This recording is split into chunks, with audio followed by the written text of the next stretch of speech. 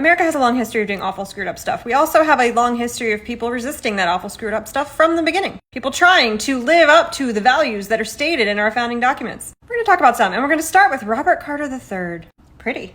When he was born in 1728, he was one of the richest people in America, a plantation owner in Virginia. He also executed the largest manumission, or freeing of enslaved people, of any individual up until the Civil War. He was always kind of a free thinker. During the American Revolution, he didn't really openly take a side, but he did start providing the Patriot Army with bayonets and food. And the British raided his property because of it. He explored a lot of different religions, visiting Quakers and Baptists, all of which was illegal in Virginia, because the British Anglican Church was the official church. He eventually joined a Baptist church, completely scandalizing his neighbors because the congregation had both white and black worshipers. After the Revolution, Virginia started passing a series of laws that made it easier to free enslaved people. In 1778, Virginia outlawed the transatlantic slave trade, and in 1782, they officially made it legal to free your enslaved people without government permission. Before, you could free them, but you'd have to go, ask the government. In the 10 years after that law was passed in Virginia, 10 to 12,000 enslaved people were given freedom.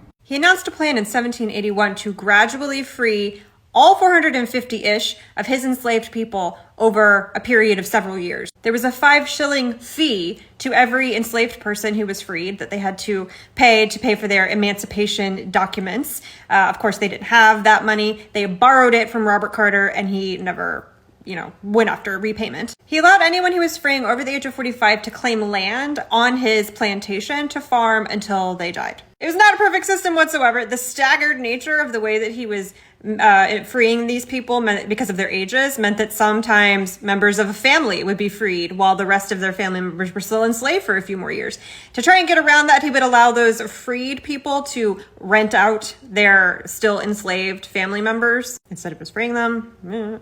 There was a ton of backlash to this from his neighbors, and he, fearing violence, eventually went to live in exile in Baltimore, left Virginia entirely. When he died, his family brought his body back to Virginia and buried it in an unmarked grave in the garden, and then his son, who inherited his property, immediately started buying enslaved people to replace the ones that he had freed. It's interesting to me that the Virginians who freed the most enslaved people after the Revolution were almost always religious.